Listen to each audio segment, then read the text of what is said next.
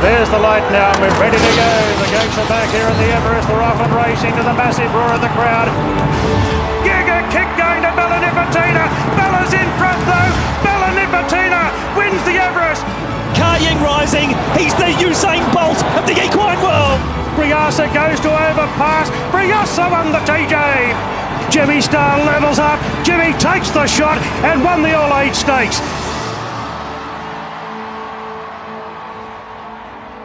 Hello everyone, welcome to Trek to the Everest. Ray Thomas and Chantelle Buckley with me tonight. Our special guest will be David Hayes, trainer of Ka Ying Rising, who runs this Sunday in Hong Kong, his comeback race. 6 weeks to the barrier draw. So you've got 6 weeks to lock a horse in if you haven't done it already. We are officially, Ray, 46 days away from the $20 million Tab Everest. Yeah, the countdown is certainly on. Only the 4 horses in the field at the moment, but over the next few weeks, Shani, that'll just roll out. We'll get horses almost every week from here on, and that build-up will be on for young and old once again. Do you know what I think is exciting about this year is it's a completely different landscape. We've got the odds-on favourite coming from Hong Kong, and we've just got a whole field of new horses. We haven't seen these horses. Where are the old heads? We haven't got any of them locked in yet. So it's just a whole new concept this year, which is exciting. Let's have a look at the slots as they stand at the moment. There are only 4 picked. Ka Ying Rising is in for the Hong Kong Jockey Club, who purchased their slot from the Australian Turf Club. Yulong Investments bought into Private Harry, so they are now part owners of the horse and put him in their slot. Jimmy Star was picked up by the Tab. I think he was officially the 4th horse in. Yep. Briasa came before him for Max Whitby, Steve McCann, Cole Madden and Neil Werrett. 4 down. We're going to have a look at the 8 to go after we have a look at the market for the Tab Everest, and it is all about Ka Ying Rising. Plenty of money has been invested on Ka Ying Rising. $1.80. How short will he get after he wins on Sunday, after he gets on a plane and arrives in Australia? Private Harry's at $6, Briasa at $8 and Jimmy Star at $11. But let's look at the rest, starting with Woden for Coolmore. Now we've got to look at not only the horse, you've got to look at the slot as well. So Coolmore own a slot.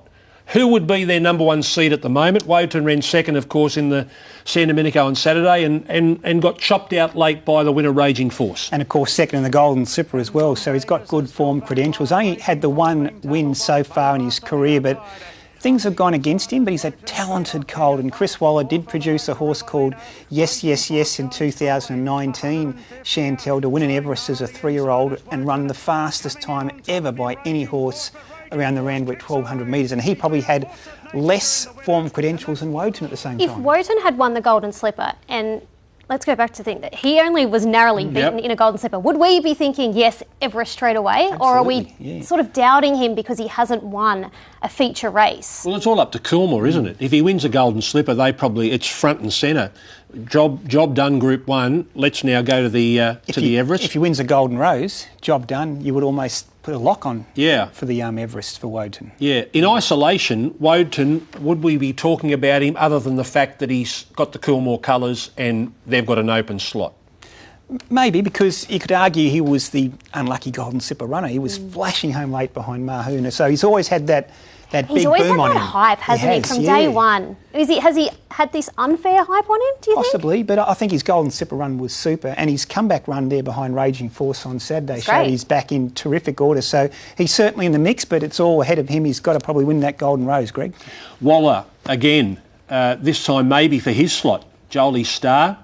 Chris Waller hasn't picked a runner. He's got a few to choose from, it would seem, as we get closer. But Jolie Star, this is this morning in the Lindsay Park colours. Yeah, she trialled beautifully. Not Lindsay Park, the Lindsay colours from New Zealand. Cambridge. Yes, and she's finishing 3rd in that trial. That's Eamon winning the trial, but she's in great order. We'll see her next week in the Shirako Stakes, and all being well, of course, she's right in the mix. Chris also has Lady Shenandoah, who we'll talk about as well. But with Jolie Star, she's one of those old heads you were mentioning, Chantelle. We haven't got her locked into the Everest yet, but if she runs, she'll be hard to beat. Absolutely. To be fair, with a bit of luck, she probably nearly would have won the Everest. She was beaten, I think, 1.6 or 1.7, so she wasn't that far away, even though she finished 7th. But that race, that Kingsford Smith win, you just keep going back to that, where she came from absolutely nowhere she was never going to win, and then she just jumped up out. I know a lot less of great, don't get me wrong, but it was a very good win. So she's only had that little bit of a freshen up. She's had the 2 trials, so she'll have that residual fitness on her side. Let's talk about Tempted. Like we talk about Woden with Coolmore, we talk about Tempted with Godolphin. Now, things have changed dramatically for Godolphin. They don't have the one trainer looking after all their horses, although Anthony and Sam Freedman had runners for them, of course. But now they've got horses everywhere. Yeah. Many trainers to say to them, why not pick this horse for the Everest? Yep, and why not pick Tempted? And it's just her trialling this morning, Greg, and you could argue she was the unlucky runner on the Blue Diamond. She was also unlucky in the Golden Slipper, finishing 3rd, and there were some saying that if she had a bit of luck, she could have been champion 2-year-old. A real talent, but a bit like Woden. Greg, the runs aren't quite on the board just yet. We'll probably see her first up in the Furious Stakes, and she'll need to make a statement. But Chantelle, I was talking to Andy Mackey, the boss of Godolphin, recently, and he said it is their intent to pick one of their horses, if they can, that's in form for the Everest. Well, if we were just discussing what else is there, there's nothing else has really put their names up yet. That could change. We're still 6 weeks away. An emerging 3-year-old. Exactly. So we need something to put their hand up, or it could very well be her if she comes back and she fires first up like we think she will. Yeah. Well, horses trained overseas, and there haven't been many of them, have not fared well in the Everest, and they've been Aidan O'Brien runners, European sprinters. The 10 Sovereigns and the like. Yeah, we're talking US Navy flag. We're talking about something completely different here. This is world class, Greg. This is Ka Ying Rising, of course. He's already $1.80. You mentioned earlier, what price could he start? Don't forget the Whirlpool through the Hong Kong Jockey Club operating on the Everest. He could start any old price. Well, on the tote, on the World Tote, he'll be $1.05 or... He is that good. Of course, he has to travel out here. He's got to settle in. That's not a given.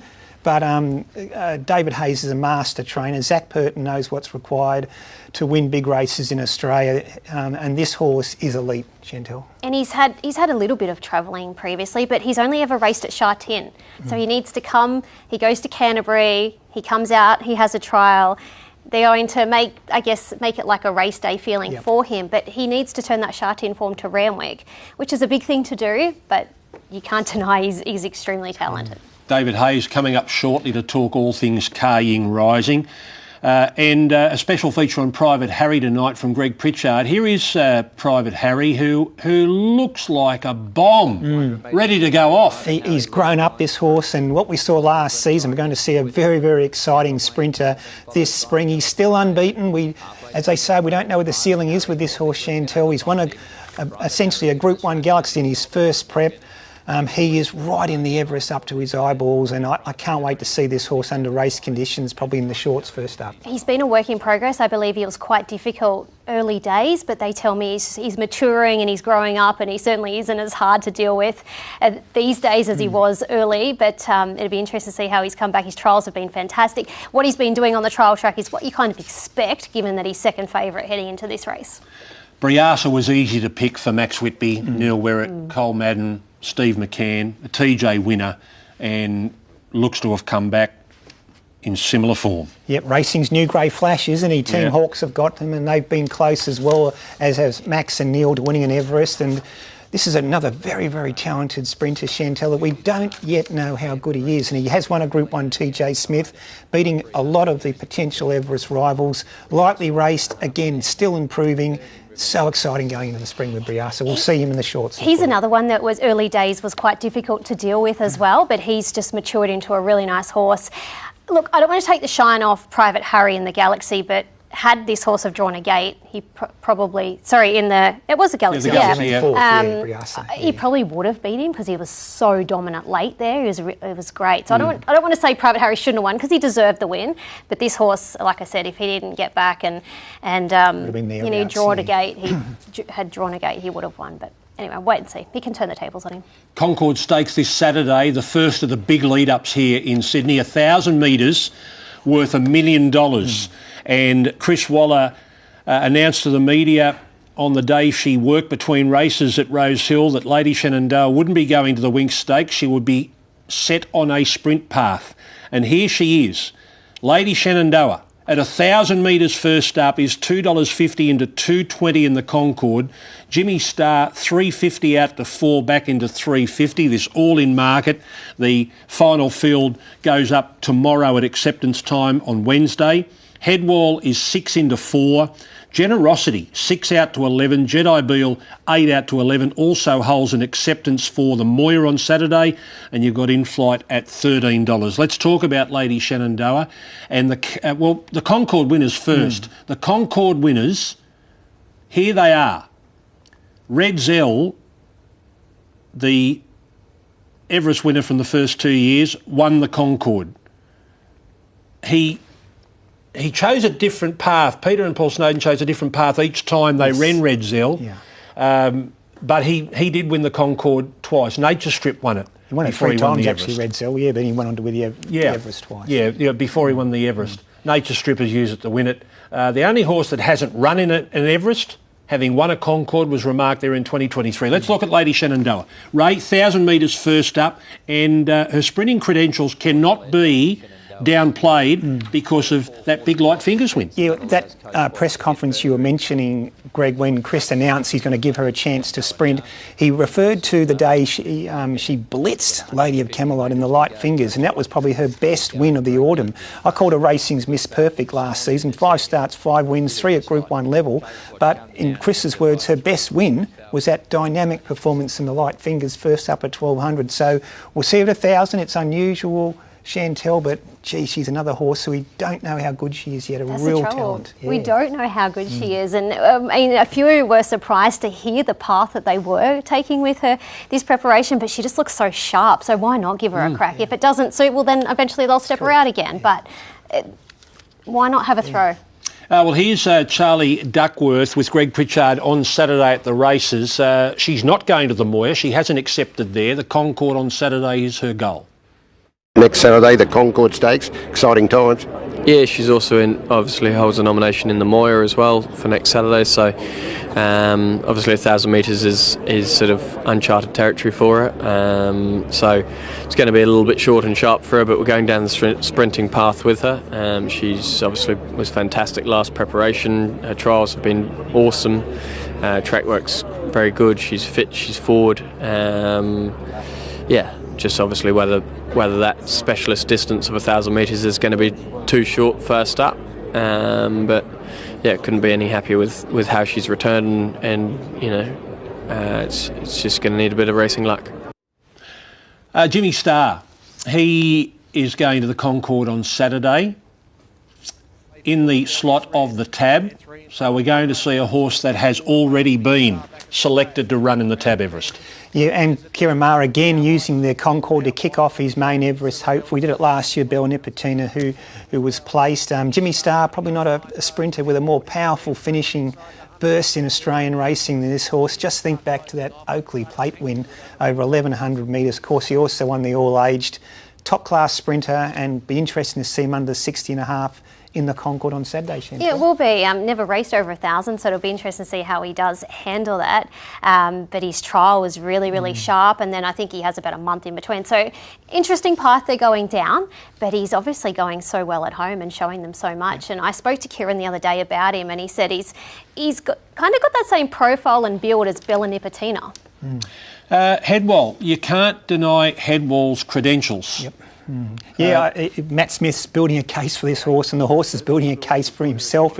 He followed Jolly Star through in the Newmarket and finished a very good second, was a very good third in the TJ Smith, beating many of his potential Everest rivals. Second in the Quokka.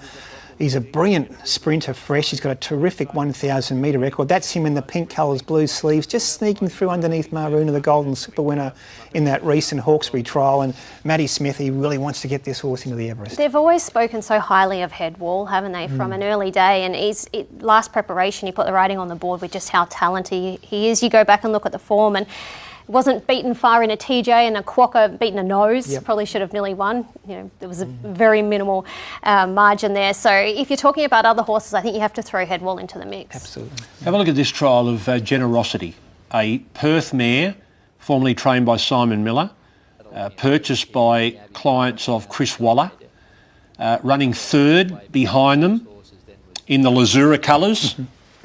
getting up on the inside.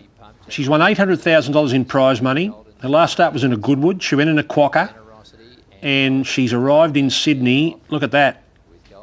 I'm not sure how good she is, Ray, but we're going to find out in the Concord if she measures up. We will, and Charlie Duckworth sort of surprised all the media last Saturday when he said they'll have Lady Shenandoah and Generosity in the Concord. Generosity. And he goes, go and look at her barrier trial, Chantelle. He said she was the black booker from those trials that day, and as Greg said, she's got some decent Perth form now with Chris Waller. Well, she's taking on the A-graders on Saturday. We'll see how good she is, Generosity. Yeah, that's the thing. It's her chance to put her name up there, isn't it? I don't know a lot about her, but they've purchased her for a reason. She's got the ability, so let's see how she goes and measures up against our good sprinters. Yeah, the Star and Arrowfield have relinquished their slot, so Mulberry Racing are now a new slot owner for the Everest. Mulberry Racing's colours are the colours worn by Jedi Beale. Jedi Beale is in the Concord and also an acceptor for the Moir. Back to Saturday, Greg Pritchard with Brad Witter. Jedi Beale, either to the Concord or the Moir. When will you decide? Yeah, look, we'll definitely nominate for both, and I suppose we'll get down to acceptances and barriers and things like that. Got to try and place him as well as we can. I can't hide him anymore. He's in the big league now, and we'll see how the weather is and barriers and things like that, and make our decision.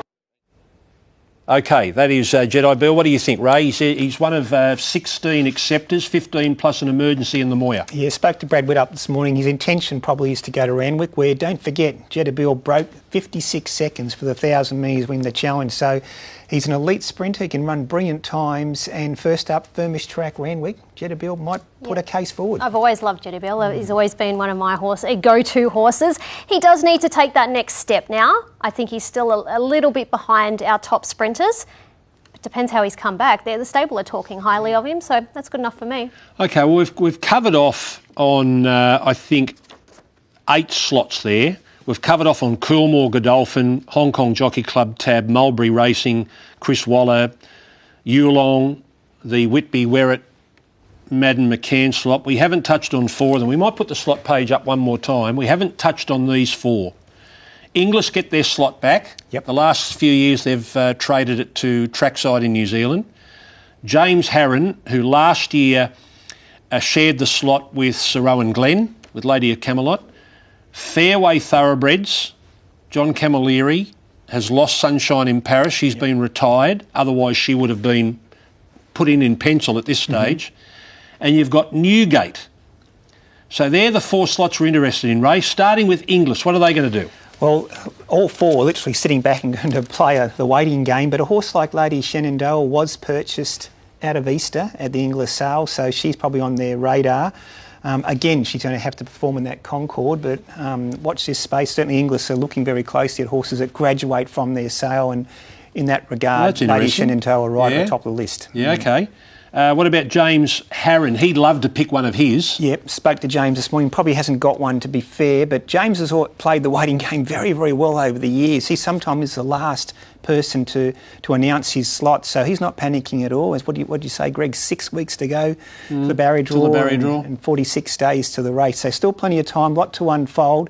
James Harron just sitting back and watching races like the Concord and the Moir this weekend in particular. Well, he won the first one with Red Zell. Yep.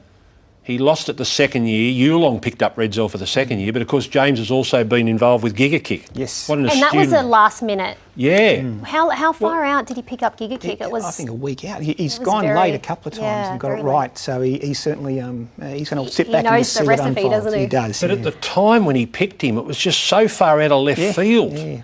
And we were Giga thinking, Kick what? was not talked about until the day James Harron picked him. Beware James Harron. He normally gets it pretty close. So John Camilleri had Sunshine in Paris last year. This is only his second year with the slot. Where does he go now without Sunshine? Yeah, I spoke to him this morning. Obviously, still disappointed that injury. Sunshine in Paris will go to Woot and Bassett in terms of his slot. As John said to me this morning, he's certainly open to any overtures, so he'll be looking at all the races going forward and then some of these major sprints this weekend. Has an open mind, but he's got allegiances with some of the bigger trainers who have got potential sprinters heading towards the Everest, so I think John will be having plenty of people knock on his door. And Newgate. Now, Newgate have been victorious as a slot owner. They, of course, holders of that slot with Greg Ingham Racing. I don't know whether Newgate hold it outright now or a GPI are with him as well. Small share, don't they, GPI? I'm They still hold it. Greg Ingham still holds a small share. They, of course, won it with Think About It. They did, and spoke to Henry Field this morning, and Beedman's a horse a lot of people are talking about. He's trialling on Thursday at Warwick Farm. He was brilliant on the Gold Coast, but he's only had the 3 starts, and Henry, like Peter Snowden, the trainer, said on radio this morning, Henry is of the same view, be most unlikely to push that horse to an Everest early on. Peter made it very clear. He said no, absolutely no. He's not seasoned enough. He said next year, yes. Correct. This year, no. So there was no maybe, it was a definitely not. There was no maybe, it was a definitely no. I don't know, maybe if he comes out and wins a heritage panels, but you may consider it. Say it's unlikely. But Peter is very, he said he's just not seasoned. He wants to have had some hard racing as a 3-year-old first before he goes on and takes on a race like this. Yeah, so almost putting a line through Beedman, but there's a horse called Escher who's a flying filly. Now, she's in a first emergency for the Moir Stakes. She's also in the Atlantic Jewel. She's got abundant speed. Some of the Newgate's directors are involved in the ownership of Escher, so which race she runs in at the Valley on the weekend, watch out for her. She could suddenly emerge on the scene for Newgate. Yeah, she's very good. It's just inexperience, isn't it? Correct. At the moment, but that might come on Saturday. Yep. Okay. Well, we've covered it off, Ray. We haven't picked the field yet, and there's still a lot of missing pieces there that. There's a bit of wiggle room for a lot of people. There is. This Concord's going to be fascinating because it sets the tone for the rest of the spring. We'll see how Jimmy Starr comes back. We'll see where Headwall's at. We'll see how good Lady Shenandoah is. Yeah. At these sprinting trips. That's on Saturday. The Concord Stakes coming up at Royal Randwick. And by the way, they had 15 mils of rain overnight. Can't believe it went from a soft 5 on Monday to a soft 7 on Tuesday. But it's Tuesday. A lot more to play out during the week. A break, and when we come back, David Hayes joins us live from Hong Kong.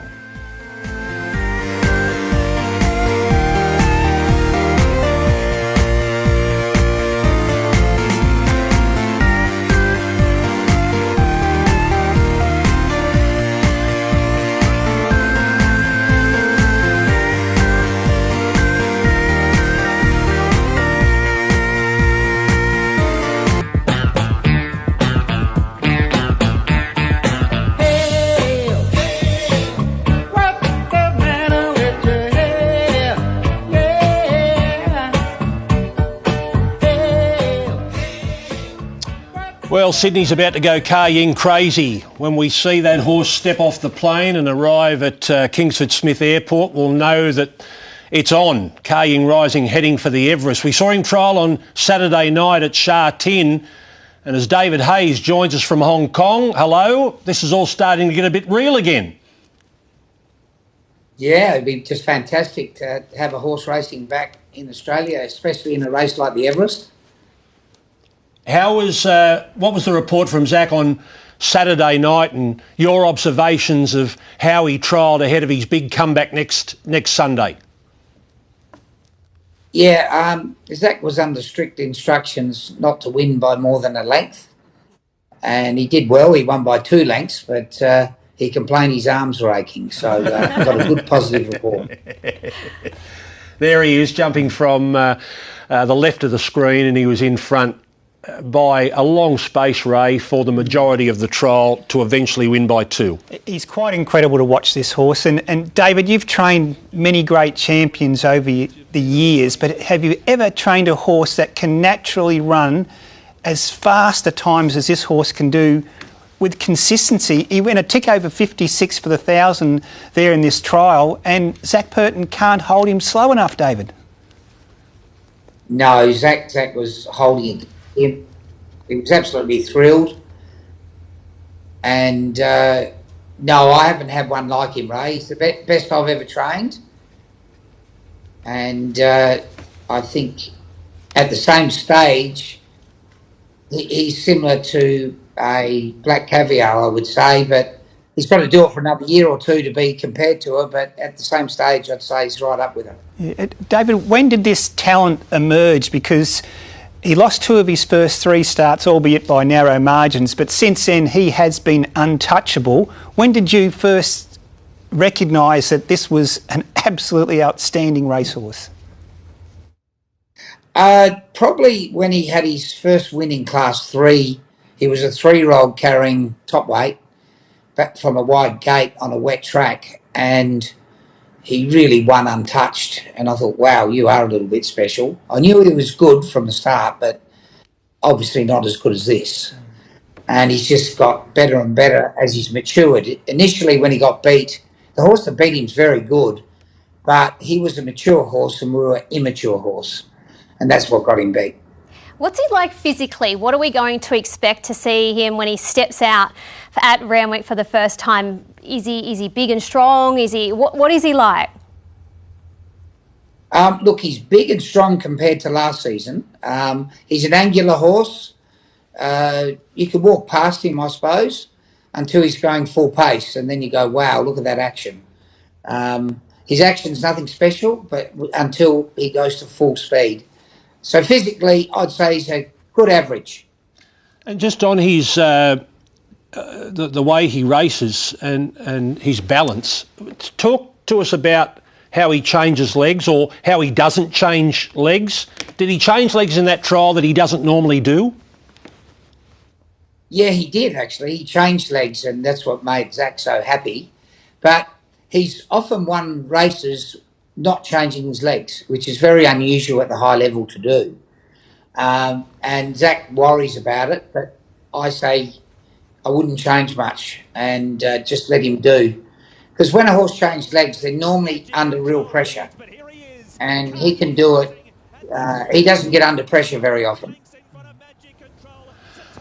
The trial on Sunday followed a 14-length romp on the dirt. Everything's gone to plan, David? The dirt trial into the turf trial on Saturday night, has this all been the plan?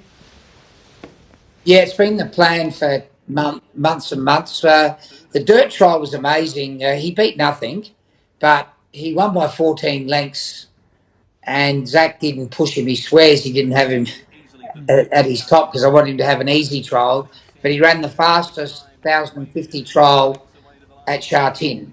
So he holds another record there. And you can see here he spent most of the time sitting against him. He was a bit fresh. Yeah, well, this is another talking point about Ka Ying Rising, the times he's running.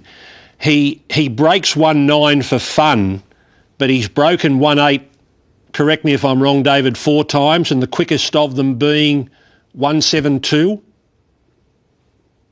Yeah, he broke 1.72, and that was the day Zach kissed the camera and eased him down. So I think it's only a matter of time, the right conditions, you'll break 1.7. Gee, that's remarkable. Well, hopefully we might sit on Everest Day. He races Sunday, David. He's got to carry 60.5 kgs, but obviously he's considerably better than those horses he's going to meet, except for Lucky Swain S. Will he run Sunday, and is that his only lead-up run into the Everest?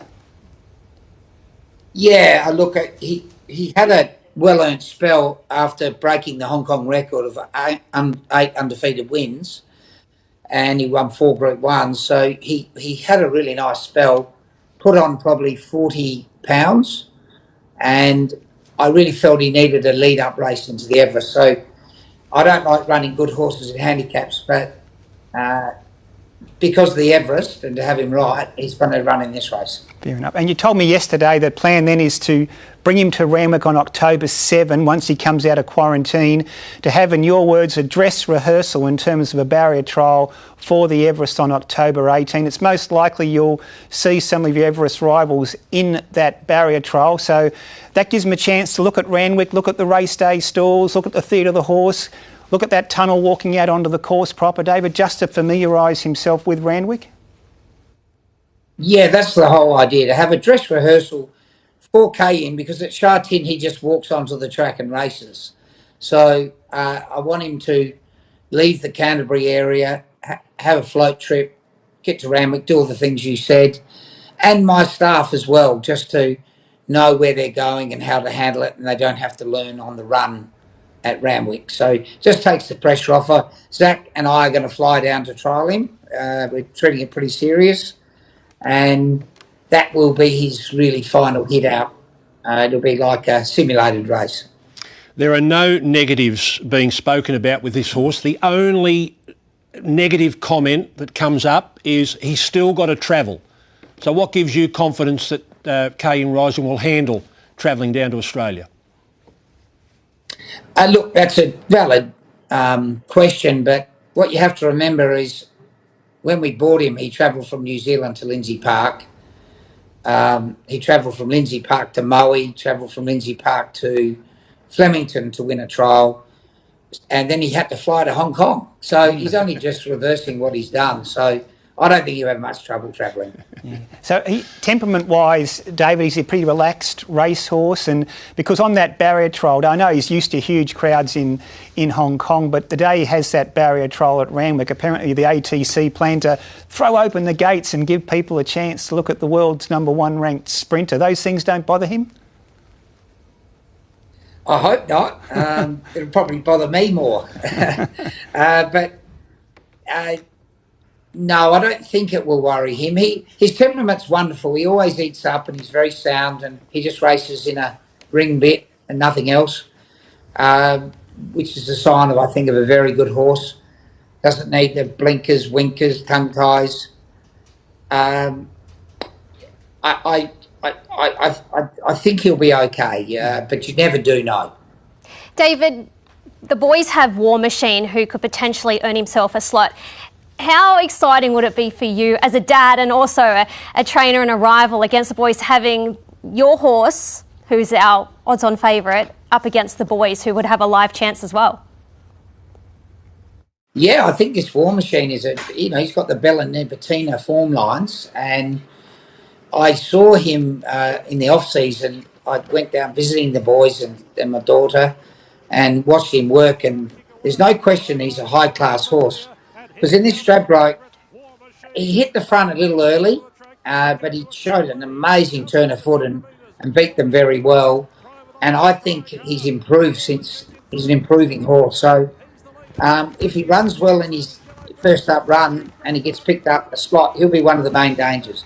Yeah, 1400 metre form's always been good. Everest form, hasn't it, David? David, this year it's very, very different in terms of the Hong Kong Jockey Club now have a slot in the Everest. Of course, they've picked their local superstar, Ka Ying Rising. Can you give us a sense of what sort of Everest sort of talk is happening in Hong Kong? Is it creating much interest over there? Oh, a lot of interest. With the horse running on opening day, there'll be 50 or 60,000 people here this weekend, and most of them to see him. So hopefully he gets the job done. No, there's quite a bit of Ka Ying fever up here. He's the reigning horse of the year, and he had to beat two wonderful horses in Dramatic Warrior and Voyage Bubble. In any other year, they probably would have won it easily. And just further to that, what about the aura that he's held in, comparing him to some of the greats from your first time over there in Hong Kong to now, some of the great horses like the Silent Witness who had huge fan clubs? Is it getting up there or has it gone past that? No, I would say working towards. Silent Witness was absolutely superstar in his day, and I think he holds the record of 16 in a row, which we're hoping to get close to or beat. But his popularity is becoming similar to his, and that was phenomenal. So he's a big deal. I don't know if Silent Witness was ever rated quite as high at the same stage. You saddled up 3 runners in the inaugural Everest. Vega Magic ran second. Have you got some unfinished business? Yeah, I thought Vega was a bit stiff that day. Drew wide, and probably if you ask Craig, it wasn't his best ride. And he got beaten a narrow margin, started favourite. And the other horses ran well. So, I would love to win this race. It's the race everyone wants to win these days, isn't it? Sure is. So, recapping, David, he runs on Sunday, he goes into quarantine Sunday night, and then 2 weeks later he's on a plane headed for us. Yes, and we're really excited and looking forward to it. He's travelling, he's like a Formula One road team. He's travelling with his riding boy, his strapper, his vet, his farrier, and my assistant trainer. So he's going to get plenty of love on the plane coming down. He'll get some when he arrives as well from the fan base over here in Australia. Can't wait to see him. Good luck on Sunday. All the best, David Hayes. See you in a month. 1 month away. Yeah. 46 days. It's amazing, yeah. 6 weeks to the barrier draw. You've made mention of Silent Witness, or David did, and how he's sort of comparing it. And David said his ratings are getting up there. I know you're not big on time form ratings, but I do use them as a tool. Silent Witness's peak time form rating was 132. He's already there, Ka Ying Rising.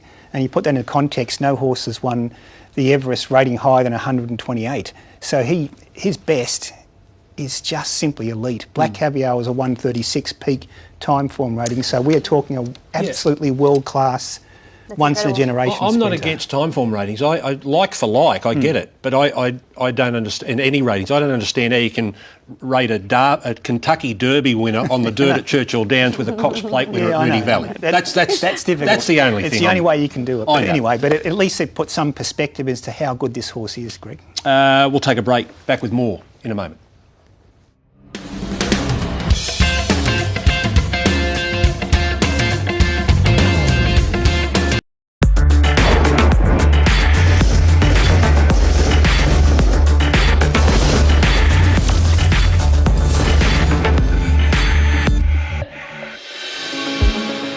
Private Harry eyeballs front page, then Uncommon James Briasa 6 off them down the outside. Private Harry hits the lead from front page. Private Harry becomes a general in the Group 1 Galaxy. Private Harry ran down front page.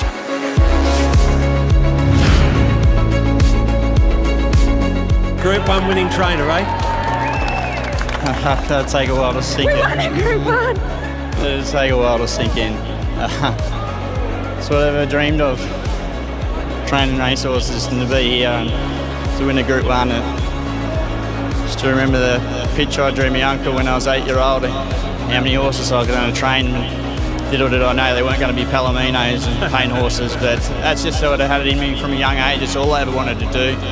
Just loved horses. And moments like these, they're unbeatable.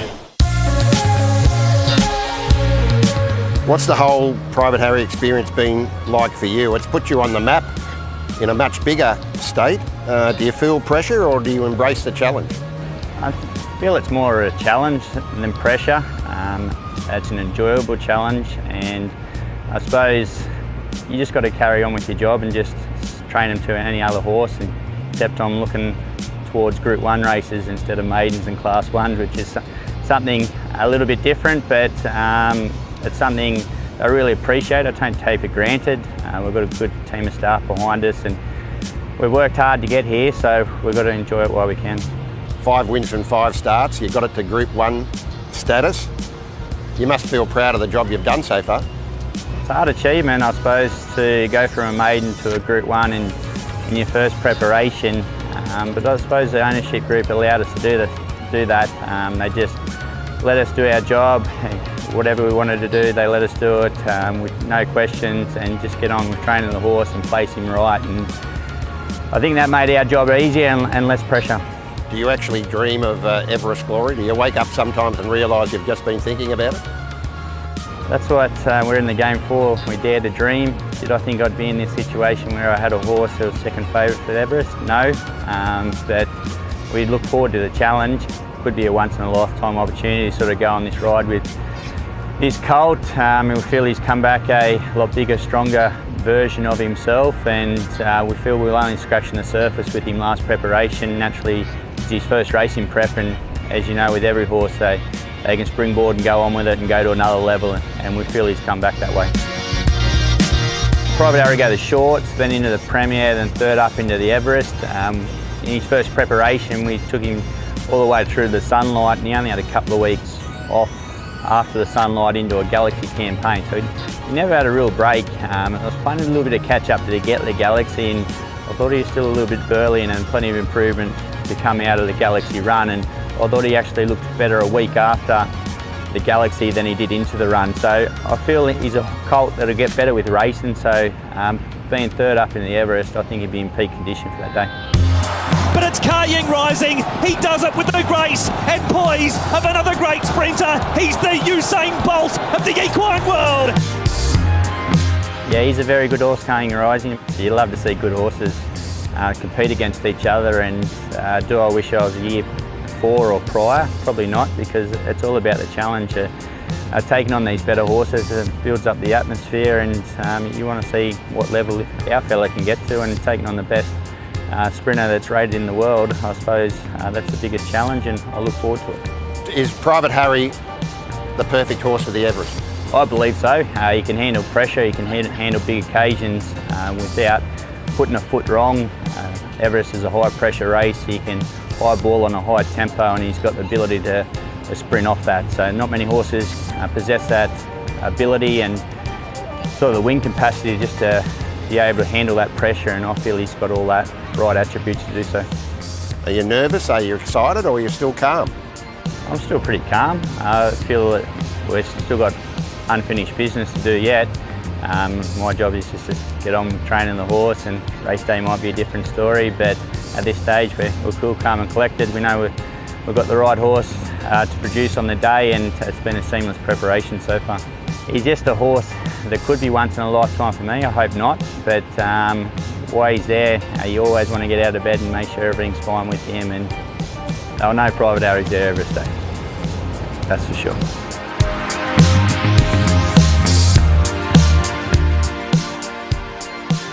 Incredible getting a horse like that so early in his career. Nathan Doyle and Ash Morgan got a lot to look forward to with Private Harry. Let's go to Brisbane now, and Ben Dorries from RaceNet is joining us with news potentially of another slot about to be snapped up, Ben. Yeah, I reckon in the next few days, Greg, you can just about lock away that Jolie Star will be signed up to run in the 2025 Everest. Of course, she was unlucky in the race last year, wasn't she? No huge surprise, I guess. She's an $11 chance without a slot as it currently stands. So she's one of the 4 or 5 picks. We last saw her, didn't we? Produce an absolutely slashing win. She came from nowhere under James McDonald to win the Kingsford Smith Cup in the Queensland Winter Carnival, and obviously before that won the Newmarket. So she commands a place in the Everest. She was always, I guess, going to get a slot, but I'm expecting to hear news on this fairly imminently. And what about news with Jimmy Starr, who runs for the Tab?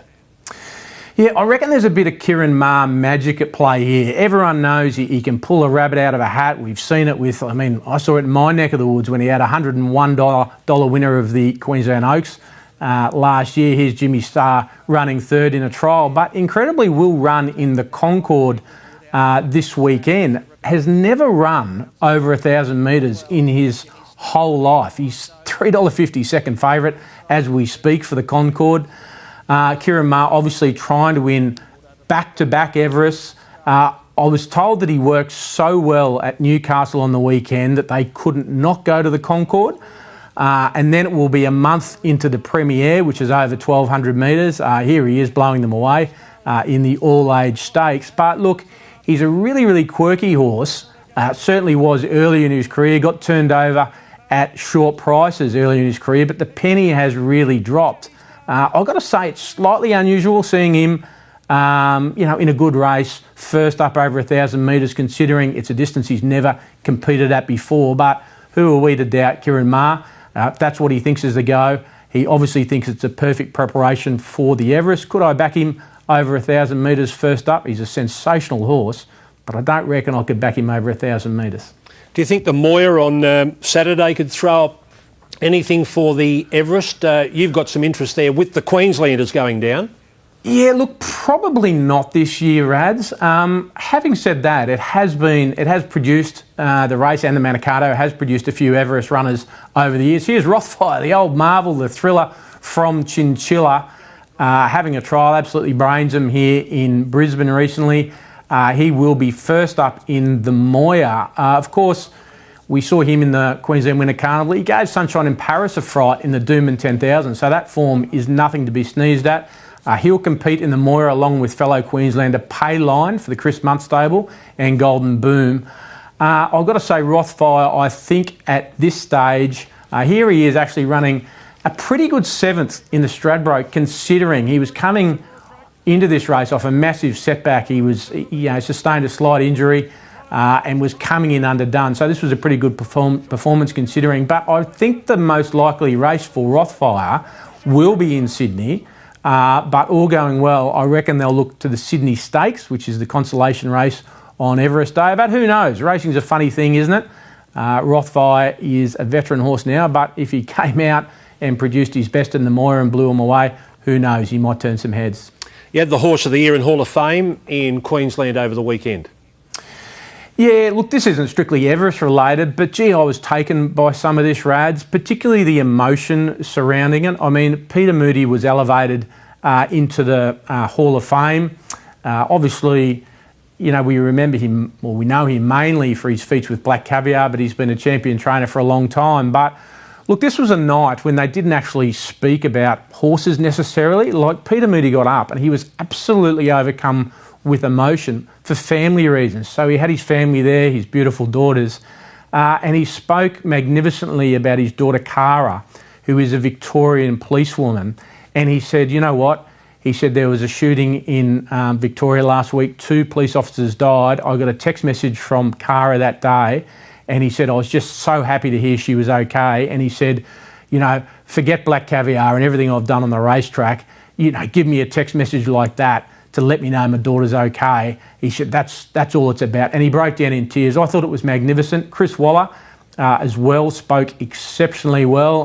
He obviously won some big gongs via Sustina Horse of the Year. Winx was elevated became a legend along with Black Caviar. I thought it was fitting that they were both elevated together. But Chris Waller's mum, Marilyn, was there. She was an intrigued onlooker, and Chris was emotional as well and spoke about his family. So it's just interesting, isn't it, to see these guys away from the racing bubble. I mean, we see them all the time at the races, and it's a cutthroat business racing. But there wasn't much talk of horses there the other night. A lot of these big names in racing got very emotional when they spoke about their families. I thought it was terrific. No, that's great. That's what the Hall of Fame's supposed to be. It's supposed to be very personal. It's about you or about your horse going to the highest level you can in racing, and that is a Hall of Fame. Benny, thank you very much. Thanks, Rats. There's Ben Dorries back with some Kosciuszko news to finish up with the show.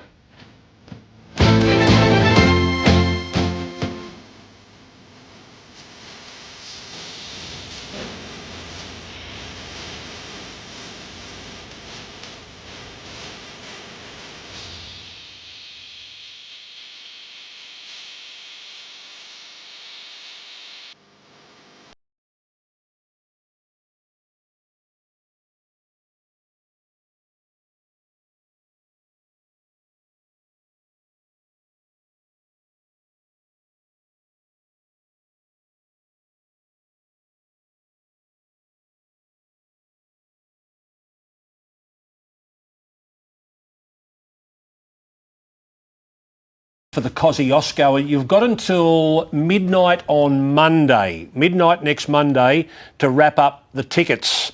Then they close, and then we will have a draw at about 10 a.m.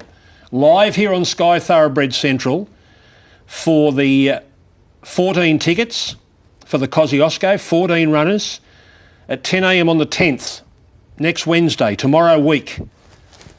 Kosciuszko tickets, $5 each. You've got 6 days to go to make sure you're in with a chance to win the chance of getting a ticket drawn out so you can go and negotiate with owners of a country-trained racehorse to get them picked for the Kosciuszko and share in that $2 million prize money on Everest Day. That's the other big thing about it. It's not just a rich race for the country-trained gallopers. It's on the biggest day. And the atmosphere is fantastic. Here's the market. Front page $4. He'll be there first up. Clear Thinking didn't do much on the trial the other day. We'll have another trial. You've got Gallant Star. Compelling Truth, I noticed, was in the noms for Melbourne on Saturday. Flying Compelling Truth at the moment too. So Boston Rocks, they'd love to get Boston Rocks in, and then that would mean the connections of Boston Rocks would have Private Harry in the Everest, and Boston Rocks in the Kosciuszko. Without parallel, Matt Dunn wasn't disappointed. They went a bit quick and it went a bit hard. She'll either have a trial or a run. It'll be more than likely up there closer to home. She wasn't going to, was she? Was that the pre-race, did Matt mention that he didn't want to run her again No. before the tickets were drawn? Yes. Or something along those lines? He won't run her again before the tickets are drawn, but 6 weeks of the Kosciuszko, or 6.5 weeks, she'll either have a trial or a race. He hasn't decided, but it'll be up there. He won't bring her back to Sydney for another race. That was the bottom line with her. So we wait for the tickets to finish up and the draw, then we can get really serious about the Kosciuszko. And we're starting to get a little bit serious about the King Charles, the third stakes. Let's have a look at that market. Chawolf, who runs Saturday in the Chelmsford. Yes. Fangirl, you'd think, will come home. Come back for 7 stakes en route to the King Charles. Via Sistina, unless something happens, she won't be there.